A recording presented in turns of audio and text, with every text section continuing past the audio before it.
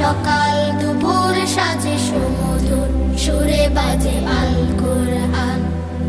মিথ্যা তো পায়ে দলি, সত্যের পথে চলি, কোরআনের কথা বলি করি আওয়াজ।